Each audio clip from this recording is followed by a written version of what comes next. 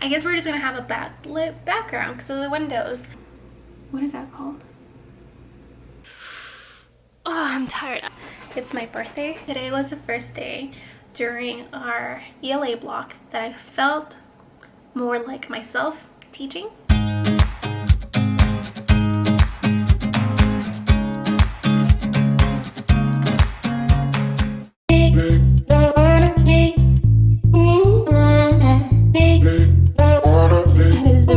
It is Monday. I'm just getting some things ready.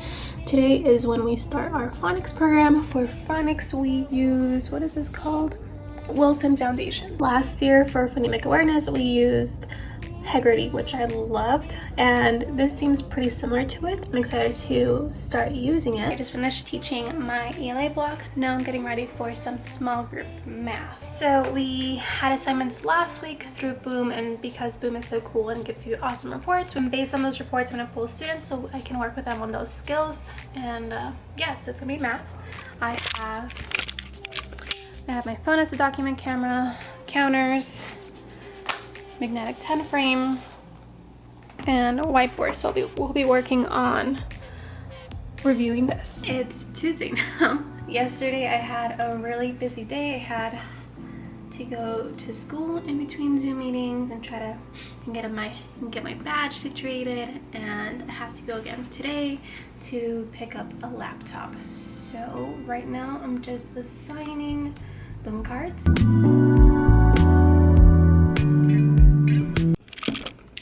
Okay, it's Wednesday. I did not vlog yesterday, I think. I don't remember. And yesterday was really busy. What did I do yesterday? I taught, had like some meetings on Zoom, created some Boom cards. Then I went, and then once the workday was over, I met up with one of my old aides and we went and had dinner together, which was really, really nice. And then I came home and did nothing. So it is 1:30 on Wednesday, and Wednesdays are early release, so students are done by 1:45 since the staff has a meeting at 2. So I have 30 minutes until my next meeting. Did want to share something that I've shared in my previous vlogs, I think, for distance learning, and I think I shared it in my remote learning must-haves, but I started using it this time around, and it's keeping students engaged. It's so hard to keep little ones engaged because I feel like school was back in session like normal, then you were like doing a lot of hands-on stuff, and that's really hard to do over a computer. So I've been doing not Boom cards, pink cat games. Looks like this, and you can make your own games, right? Or you can play like preloaded ones, so you can always look for. So for example, today, since we're reviewing number bonds, I played this one, and you can see how many questions each has. This one has 70 different questions, so you can play this one over and over again and kids probably won't notice. The cool thing about that is that you can change the format of the game. The questions will be the same, but the format will be different. So you have racing ones, animals, hidden pictures, like there's an egg that hatches with every question that you get right, team challenges.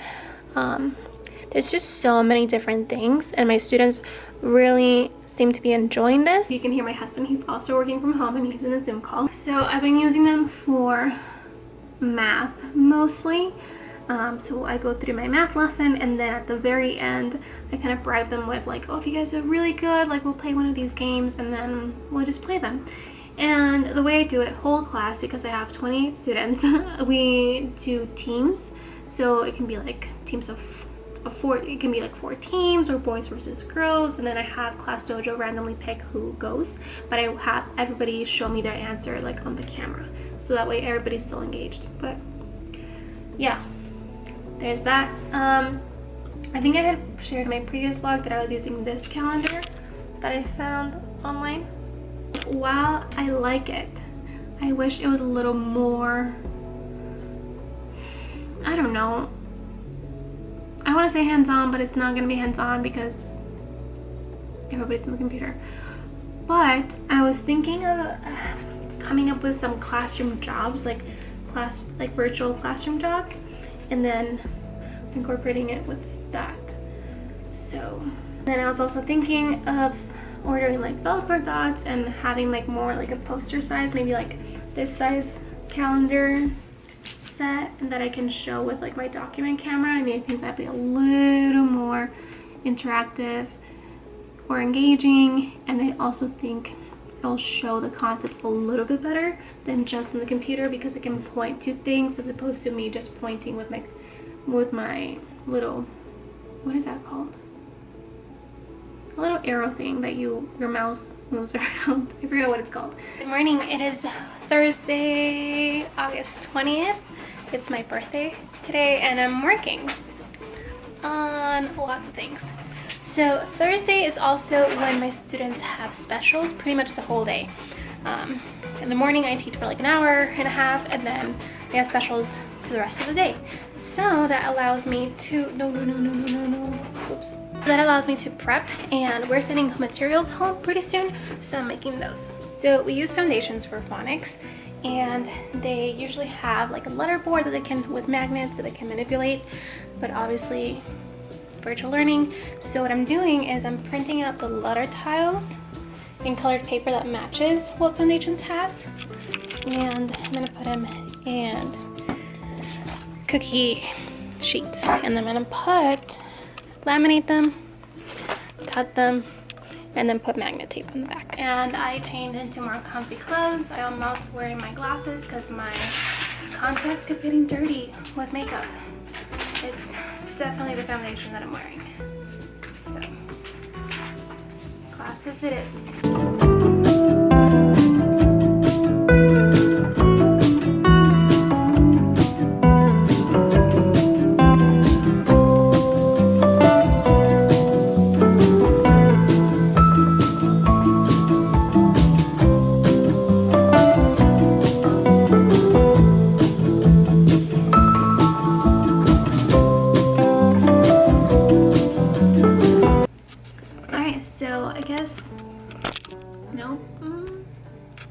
I guess we're just gonna have a backlit background because of the windows. I just taught my phonics lesson in the morning.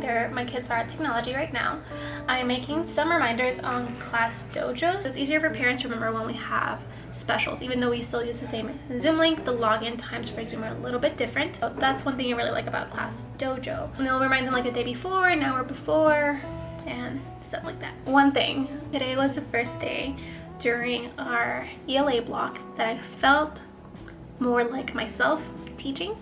I don't know if that makes any sense, but for phonics we use foundations, which has letter cards like this, and you're supposed to go like through them like I, H, I, stuff like that, which can get a little mundane just doing that. So I don't know why I hadn't done this before. I do this all the time when it's like mundane things like that. I'll tell students like, okay, we're gonna say this sound, like we'll say them normally, and then we'll say them with like excitement, or like if you're sad, or if you're scared, or you're like bored. And the kids really enjoyed that, and I used to do that all the time when I student taught at this school, and I'm so glad I did it. Like, it brought up engagement like that. So happy about that. Starting to get the hang of this and starting to feel more like myself as a teacher. So I'm gonna go ahead and keep making these reminders, and then I'll talk to you guys later. I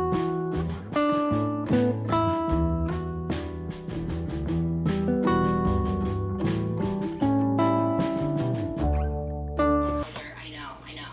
Fantastic. Love it, beautiful. Wow. My name is Bailey Sarian, and today is Monday, which means it's Murder, Mystery, and Makeup Monday.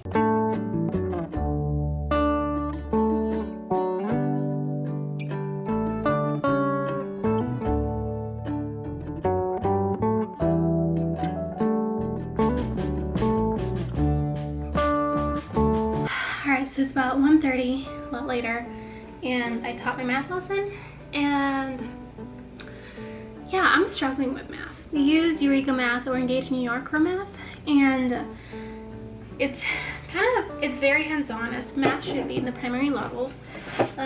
For example, part of today's lesson, actually the vast majority of it, was to have like a red neck bracelet, which maybe I should make over the weekend, to practice like decomposing number 10. struggling to figure out a way to do that virtually. Like, I just don't understand. So I think that's something I'm gonna send home next week. I'll make some, and I'll go to a store today and make some. I usually don't drink soda, but I'm stressed. I've also been working on my lesson plans because we have to turn in lesson plans every Monday. And I'm almost done, which I'm really happy about. I know, like, in the last vlog I said that I wasn't going to do them because I already do them in PowerPoint slides presentation. So I didn't want to do it again because it's redundant. But I didn't know we had to turn them in, so now I'm doing them. And this is kind of what they look like. I kind of have a feeling that some of you are going to ask for me to put it on TPT, but I have a feeling that some of you are going to ask for me to put the template on TPT, but honestly, I just don't know how to make it editable. Like, I made it and it works for me. So, yeah, I mean, I don't think I'll be able to put it on TPT, but I can definitely make a video on how I format it and everything like that. So that's what it looks like. Have my times, Monday, Tuesday. Have Wednesday, Thursday, Friday. Blocked out are the ones that I don't do Zoom for. And then additionally I have weekly objectives for everything. So yeah, like I said, if you're interested in like a video of me formatting this, then let me know. I can do that. That's probably easier than me trying to make it editable for everybody on TPT. So my work day is over, but I'm really tired. I still have lots of work to do. I'm almost done with my lesson plans, which is great. At least typing them up, not necessarily getting everything ready. Is it just me, but like typing up lesson plans is a whole nother beast in itself, and even once you're done, you feel accomplished, and you still have to prep all the materials. Right? Or am I doing this wrong? I guess you could write them and prep as you go. I'm the kind of person that likes to do one thing and finish that first before moving on to the next thing. It makes me feel like I'm working faster. So yeah, I'm just gonna keep laying down, gonna watch a little bit of TikTok, then probably change and work out, and then if I'm feeling up to it, then I'll keep working. Oh, I'm tired. I'll also probably go to Walmart to buy the things to make the bracelets that I showed you. I'm thinking I'm gonna make one that's for 10s, one that has 10 beads, and then another one that has 20, because I don't know how long this distance learning is gonna go for, but I know eventually we're gonna move into adding and subtracting within 20, so yeah. That was literally like a 5-minute break, but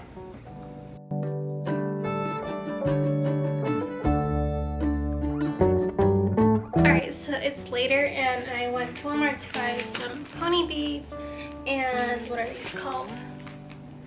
Fuzzy sticks, and I'm gonna make bracelets like the ones I showed you, making one with 10 beads and one with 30 beads. So that's gonna take a while, so I'm listening or watching a podcast and eating some string cheese. So I'll see you guys later.